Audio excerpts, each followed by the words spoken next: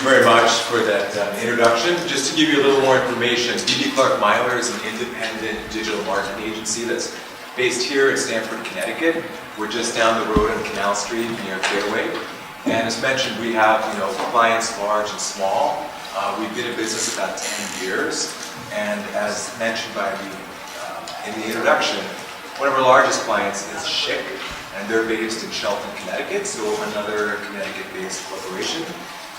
We have offices also in Manhattan, and that's where Kristen and I work out of. So today, we're going to go through developing a digital strategy. What's the process? And we're going to go through using the example from our Schick client of how we go through this. And this may be useful for you as if you work in startups or trying to really build a company or build a particular product, is that marketing is really key, and understanding your market and how the media consumption patterns affect that.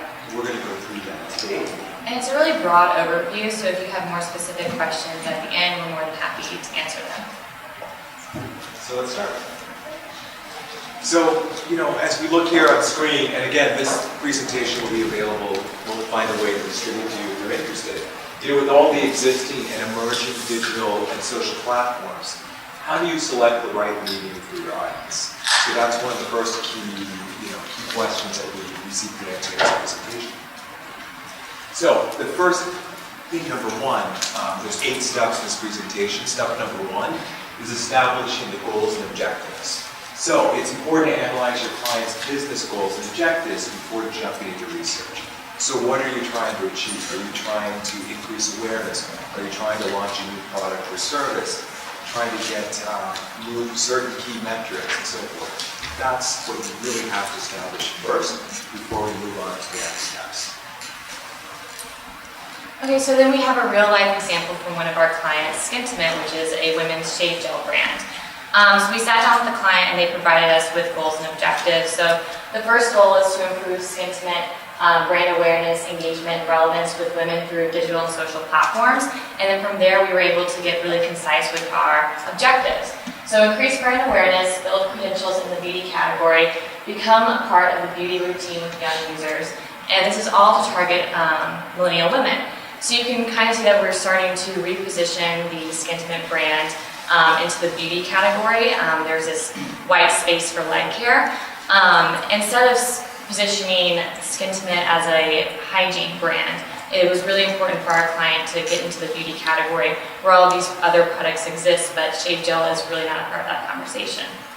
And if you look at these key questions, we'll get to your question in a sec, but just looking at the overall goals, we start with kind of very high-level goals, and then later we'll walk through the actual more strategic kind of tactics. But you had a question. Yeah, how does the objectives and goals for your digital strategy, how is that dovetailing into the overall marketing strategy, or are you viewing those as one thing here? It's one in the whole. So there would not be a separate overarching marketing strategy? No. So for whatever touch point that you're working on, you have an overall goal, improve brand awareness, engagement, relevance, and then, in this case, because we're the digital agency, that we're looking at digital and social. But we're in TV, whether it be PR or in-store, then same thing. You're trying to increase awareness, you're trying to increase trial and so forth. But the tactics obviously are different. Yes. Yes. Is the reason you're targeting millennial women and not an overall women category? Because it seems to me all women could benefit from this product. Mm-hmm. Is that because you feel that they are more fluent in the digital technology? And, and the others more focused on radio, TV, magazines, newspapers? Is that the reason? Well, since this is our target audience across all media, just as we explained before, so this is for TV, print, out of home, everything. So the reason why our client chose to target millennial women is because it's part of the brand essence is younger, and also we want to get those women entering into the shave category. So you have women who are just turned 13 and they're getting their first razor and their first bottle of shave gel, and that's the perfect time to get them because that's whenever they find the brands they love the most and they become loyal users. And the reason why it's millennial women, so it goes a little older, is because these women are maybe they've they've grown up a little bit, they've gone away from their original Skintimate shave gel that they've used, and they've found a different product, so we're trying to get those lapsed users too. Older women are a little bit harder to get because they've used the same product for years and years and years, and it's a little harder to get them to convert, which is why we've tried to hone in on that specific target audience with all of our media dollars. Okay, thank The you. other thing too is that, young single women or more frequent shavers. So that's another reason why we targeted. Yes. That was based on the Is that focus information. groups? Is that focus groups? Yeah, focus groups or actual consumption data is that, young single women are more likely to shave on a more regular basis. So, let's continue. Cool.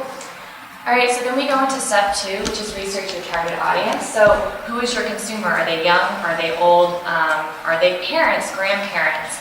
Do they live in a major metropolitan city? Are they living in the suburbs? Are they single? These are important questions to ask when you're looking at your target audience. So is, what are their interests? Are they athletic? Are they into arts and culture, music, cooking, gaming? These are specifically important because whenever you're looking at social platforms, a lot of these platforms reflect the user's exact interests. So if I'm interested in fashion, you'll see that on my Pinterest board. And this just provides another layer of targeting for your audience. And then what type of media do they consume?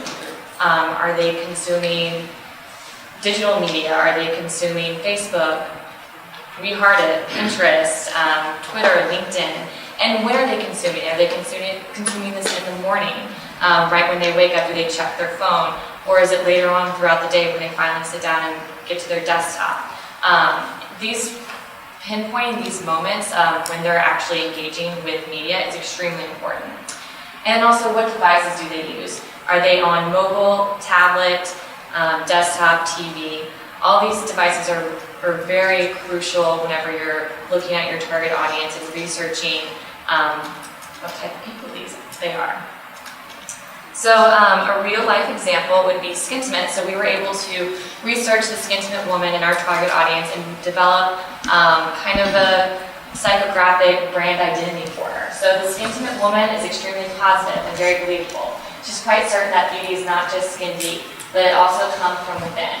She knows there's a powerful confidence that lives inside every woman, and she's here to help unleash it. She is the voice of empowerment. So you can kind of see already how we're driving this kind of beauty conversation. We're talking about empowerment, inspiration. We want the woman to feel healthy and beautiful. So you can kind of see where our original objectives are laddering up with just, the psychographics and the brand identity of Skintimate woman. And then we also look at social platforms. So obviously the Skintimate woman who is very young is on multiple social platforms, but these I would say are our top 4. So Facebook, Instagram, Tumblr, and YouTube. And then we also looked at devices. So our Skintimate woman is mobile first and desktop second. It's very important when you kind of develop your own company, your own brand, is having very distinct branding or a good brand assets, because that's going to really help you to be able to identify the different channels and how to speak to your consumer on these dating social channels. Let's continue. So the next step in the process is researching all the different platforms that you can possibly use in social. So the first thing is you've got to do your homework. So what are these different platforms for? Like, make a list of them. What are kind of the pros and the cons? Who are on them? What are they best for? And so forth. And then talk to your audience. Not only do research, there's plenty of free research online. You can go to, for instance, marketingcharts.com. If you have subscriptions to paid services like eMarketer, they provide great data for whatever target that you're looking for. And oftentimes there's free reports for that. And of course, Google is your best friend in finding them. But also, don't hesitate to actually have your own focus group and find your target market and ask them specific questions. So definitely, like in our office, there's many millennial women who we have there, so go first to them and see what are their habits, what do they like to do, their friends of friends and so forth.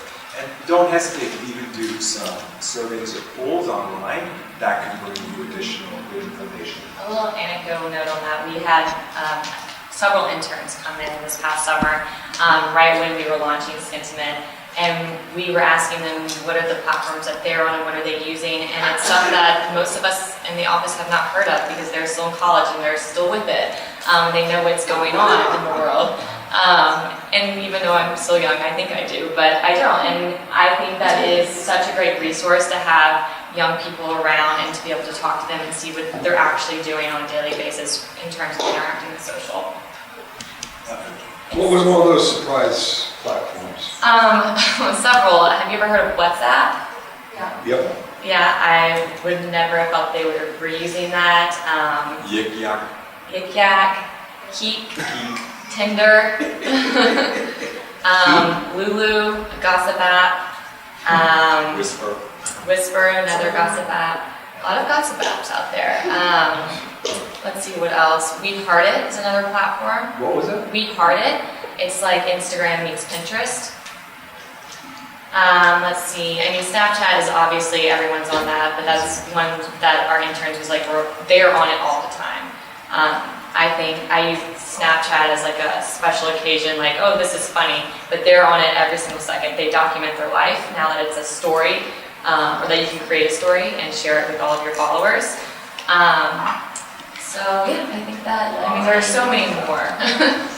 And you know, oftentimes you can go onto these apps and you can find more information. Like say the messaging apps are like, for instance, Yik Yak. It just takes all the information of people that are in your area, and you get anonymous information about what people are doing or what people are saying. So that's a great resource to be able to get information about a particular, what are people thinking at that moment? Oh, Studio is another one. Studio. Studio design app. We actually use that in our campaign.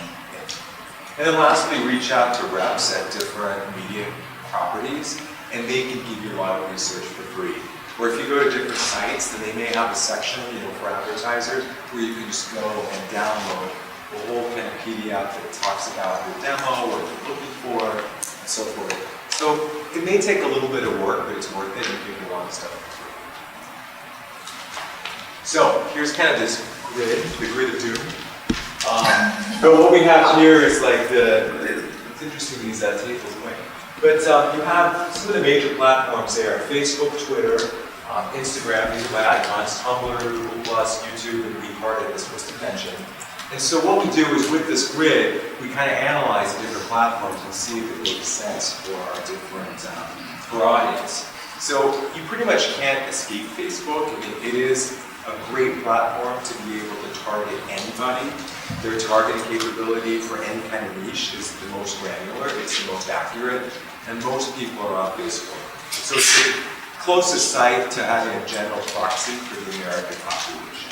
So from there, Twitter you know about, it's good for transmitting information about your brand or news or finding or minding trends or hashtags. Instagram is primarily for photos, but you know, and there is a lot of kind of, I would say, preparation. If you want to be on Instagram, you've got to have pretty photos or somebody that's willing to take them. Tumblr, how many people have used Tumblr or go to Tumblr at all? A few of you. It's definitely, you know, it's a great place to kind of establish, you know, a brand, a blog, or a website, and it's very flexible compared to the other platforms we see there. And it's definitely a place for content creators. So if you're trying to find people who are good at making videos, making GIFs, making, you know, great copy or images, then that's a place for you to go. We have Google+. It's really not for our target. I mean, the main people who use Google+ are male millennials or people in tech. But it is great in terms of like SEO if you're trying to get people to, for instance, you know, like your brand and for it to have impact in search results from Google, then certainly having more people liking your page on Google+ helps. YouTube is, along with Facebook, should be one of your top two, you know, social tactics that you use. You know, Google is the #2 search engine in the world, following Google. So definitely having video explaining what your company does, you know, showing your products, doing reviews, it's a great place to do that. And make sure that you tag your videos appropriately so that the search engines can find them. And then lastly, We Heart It, which is one of the newer ones. It's, as Kristen mentioned, it's like Pinterest and Instagram put together. So having a chart kind of analyzing it, looking at different things and kind of checking in.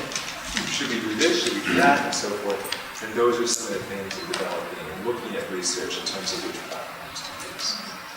And since there are so many new emerging platforms, we often look at these and evaluate them, and we find out that maybe they're still in beta in terms of paid, or they're just offering paid to a select group of brands. Well, we'll still look at them, and then maybe we'll actually have an organic presence because we find that overall the platform's a fit for our brand, but we're just not ready to go live with paid media. We're looking at this for We Harder right now because they're currently in beta and it's just not up to our standards in terms of targeting. So we're looking at just having an organic presence. So whenever they are ready, we'll be ready as well, and we'll already have an audience. So it's just another important thing to consider whenever you're looking at platforms. All right, so step 4, build a strategy. So this is where you connect your goals and objectives with your media. So how can these platforms accomplish the brand objective? It's all about laddering up your goals and objectives and establishing these very specific strategies that you can then go back and see how they all connect. And then also looking at the results. So I have a real life example for you. So one of our goals is to introduce life care into the beauty conversation. And our strategy for this was to partner with key beauty influencers, create custom content for our own channels to continue to drive relevancy within the beauty category. And you can see by tapping into these key beauty influencers, we use YouTube influencers for this, and then also creating our own custom content that relates to the beauty category. We then position Skintimate within the beauty category. And then if you look at our next goal, provide content of value and relevancy to the target audience. So the first strategy we pulled from this was to create engaging, shareable content and promotions that offer a value exchange to our target audience. And then the second strategy is to leverage key content creators to produce content that can be socially shareable. So creating engaging content is really important. So we're basically asking for people to create UGC for us, user-generated content. And then we're also looking at other content creators to create it for us and using their audience to push out this Skintimate message. Sometimes it's better to do it that way. If you look at bloggers that have their own audience, they can reach a different audience that you were looking at maybe on Facebook or on Tumblr. So leveraging those audiences are key for your brand. So what do you need to measure to evaluate success? What are your KPIs, your key performance indicators? And then setting the primary and secondary media objectives by platform. So say, for instance, reach is one of your top KPIs you're trying to get. So what are the platforms that are going to give you the biggest reach for your target? So say, for example, with Skintimate, it was Facebook. We knew that we could reach this kind of millennial audience, kind of the broadest in that way. But then for other platforms like Tumblr, then although it's a smaller reach, you could reach kind of a more committed, a more dedicated content creator audience. So that's something to make sure that the objectives match. And so, for example, we have a scorecard that we'd like to create. So we have the primary business goal. You read there. It's going to be hard to read. I'll read it for you. Increase awareness, consideration, and engagement of Skintimate among U.S. millennial women. So what we have here is 3 categories: business impact, in the middle reach, and on the far right is engagement. So what are the primary KPIs? That's across. At the bottom, what are the tracking measures? So say, for example, the primary KPI for business impact is looking at if we're trying to get more new people to buy the product or lapsed users to buy more of the product. And what are the tracking measures that we can do that? There are studies that you can do. If you buy a certain amount of Facebook media, you can track return on investment. So you can see specifically of your Facebook fans how many more incremental sales do that generate just from running Facebook media. That's direct success. Then if we look at reach, primary KPIs, for instance, it could be trying to reach a greater share of the voice that you have there. And so one tracking measure is looking at the impressions that were generated for a particular period of time, and then comparing it to your competitors and see if that share of voice is increased. And lastly, engagement. What are some of the primary KPIs? Well, one of the things we like to look at is earned media. So earned media is free media. That's people liking, sharing, commenting, retweeting your content. That's things you don't have to really pay for, and it actually reduces the cost of your media. So that would be one of the tracking measures that we would do for that. All right, then step 6, a really crucial step, is marrying strategy with excellent creative. So every social and digital platform has a different way of speaking to their audience. It's crucial that us as advertisers analyze these different platforms, and we have to understand exactly how they are not only speaking to their audience by platform, but also how your category, your brand category, speaks to their audience. So let's use Oreo as an example. They often marry product-focused ads with humor, and that really works for them and their audience. If you look on their Facebook page or Twitter account, you'll see great success.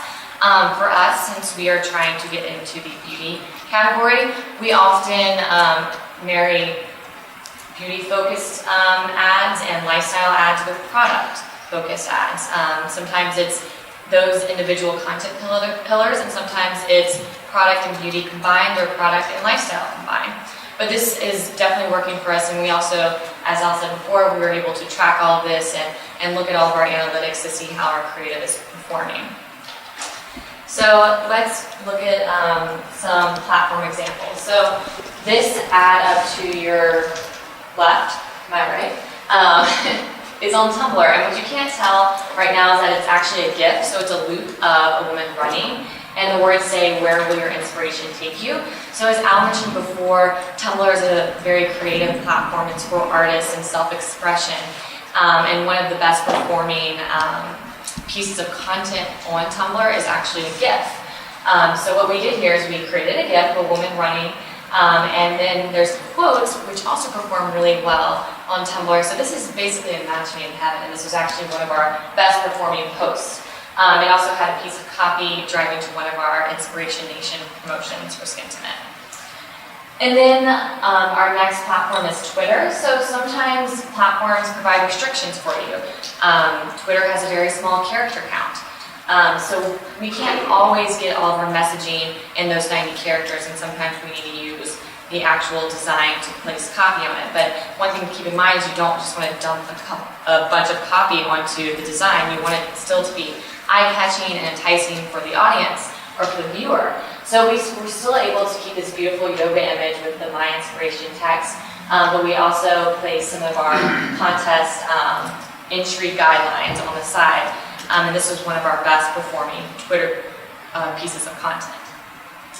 And then lastly, we have a Facebook example. So Facebook is very different from Tumblr, slightly similar to Twitter without the copy restrictions. With Facebook here, we had a very powerful, strong image of a woman standing there. We often like to show legs for our Skintimate brand. And then we have the Make It Happen text, which has some trendy typography on it. And we also had short copy underneath it. And this was also kind of a creative template that we made for Skintimate. It's eye-catching, it's short and sweet, and it makes sense to our audience. So then we go on to step 7. So one of the best things about social media is that you can constantly see how your content is performing. I say social media now, so I mean digital as well. So let's say you have a sponsored article on BuzzFeed. You're noticing that the metrics aren't doing as well as you anticipated. Well, that's not a problem. You can always tweak copy. Same with Facebook, Twitter, Instagram. You can always tweak copy. You can always alter an image. For this instance, this is a TBT post for Skintimate. It says, "Wigging out TBT." Well, we noticed it wasn't doing so well, so we removed the banner, and then all of a sudden we saw our metrics, our metrics do a lot better. So sometimes it's just a small tweak, and then other times it's targeting that's a little off, and you can talk to your media team, and they can kind of play with the targeting a little better. Step 8, the last step, is evaluate. So again, if you look at things, you're looking at the business objectives and how everything ladders up to that. So you have to evaluate the performance. There's a ton of data that's in digital and social media. and you have to be able to make sense of it. So, we analyze the selected social and digital platforms and provide learnings and recommendations for the next campaign of fiscal year.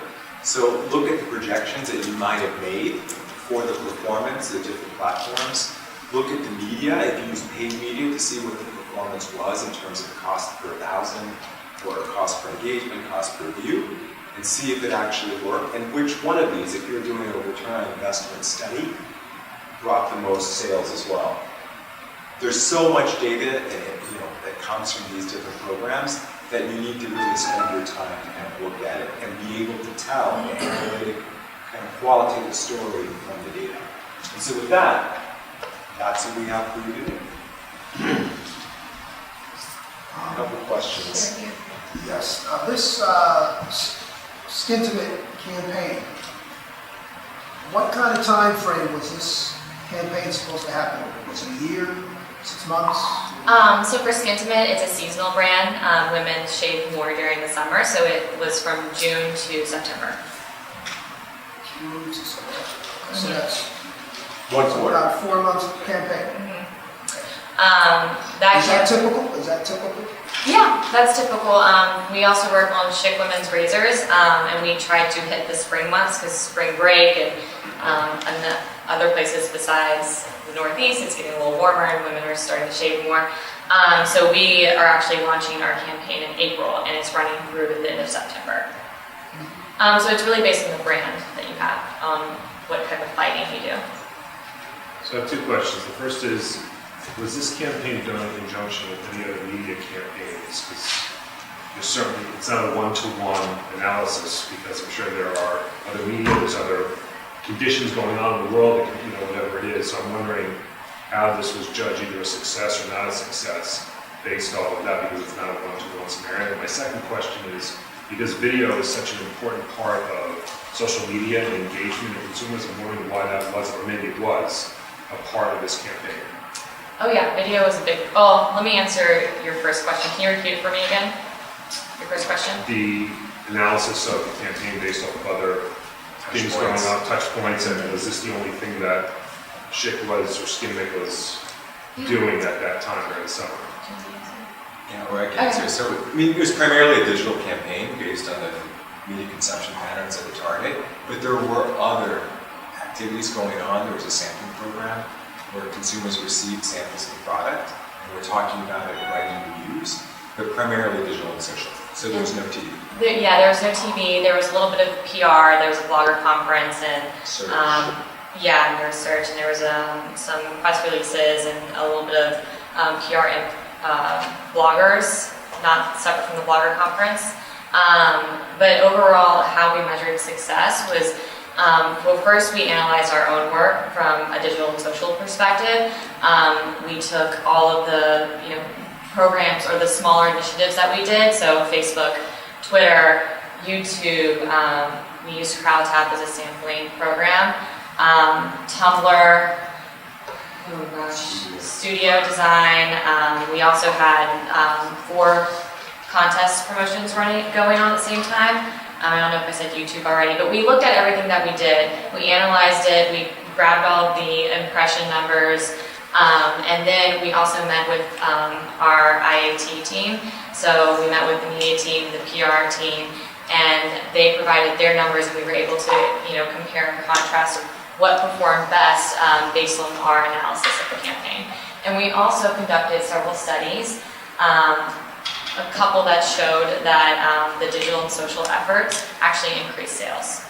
There was a lot of video. So we worked with some high-level influencers on YouTube, and then what's great about it, they drove millions of views, but at the same time, they increased the brand favorability for the product. So people were more likely to buy the product after watching these videos. So we had... They're going to like MCNs and that kind of thing? Yeah, absolutely. So we had 4 influencers create 2 videos each. One was very heavily branded content, so it's like how to shave your legs, what is my summer skin routine, and the other ones were heavily focused on our promotion, which is called Inspiration Nation.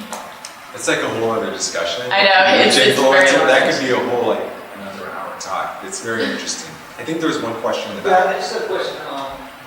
The Twitter ad where you switch, take the banner off. I'm just curious, how much time, how much data you look to collect before you determine that an ad doesn't work and needs to change? We pretty much know instantly. So I would say we give it a day or two, and then we'll optimize. Like one of the key indicators for like a particular paid ad is that if the cost per, action is really high, higher than what we projected, we're like, no, we gotta stop. Otherwise, no, we don't wanna pay like $10, $20 for like someone to click on one of these ads. It's just not worth it. Yeah. And you would know that a day, you basically get enough data to make that. Yeah. We did that with Tumblr. So Tumblr was a new platform that Skintimate launched on, and so us as advertisers were very familiar with it, but for the brand, we were very unfamiliar with it. We were trying to build our audience as well, so we weren't quite sure how the content that we created would perform. And so we launched CB Flight's cost per engagement, and we kept watching them.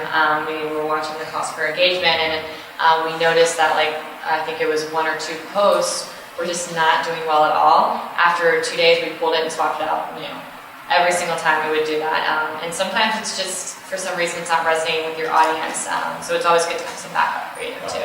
Do you look at, do certain things affect that, like weekend versus weekday, certain days of the week? It can absolutely affect it. You sometimes you don't want to launch over Christmas time unless it's like a Black Friday sale kind of thing.